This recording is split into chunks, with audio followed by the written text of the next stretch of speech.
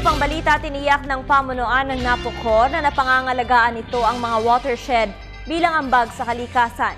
Kabilang sa binabantayan ng kagawaran ang mga punong kahoy at iba pang halaman. Narito ang report ni Julius Disamboron.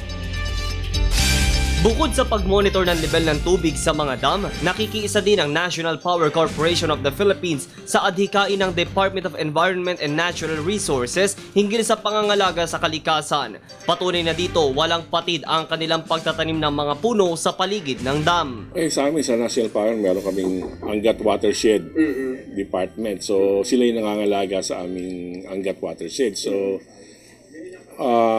kung mapapansin nyo, maraming kapunuan pa sa Angat Watershed. So, yun po yung ginagawa ng National Power Corporation. Isinusulong kasi sa lugar na ito ang pagiging eco-friendly. Kapansin-pansin sa paligid ng Barangay San Lorenzo, Hilltop, Norzagaray, Bulacan, ang mga mayayabong na puno. Ayon sa mga residente dito, malaking tulong ang mga puno lalo na tuwing tag-ulan dahil maiiwasan ang pagguho ng lupa. Tubig sa Angat, meron din ang gagaling sa Umiray. Sa kabilang watershed o kabilang bundok. So, may tunnel doon sa upstream ng Angat Reservoir na nagdadala ng tubig mula doon sa Umiray watershed pupunta sa Angat. Ani pa ng opisyal, may mga tauhan silang nakadeploy upang magbantay laban sa mga illegal loggers. Mahigpit ang ipinapatupad na batas ng DENR at Forest Management Bureau.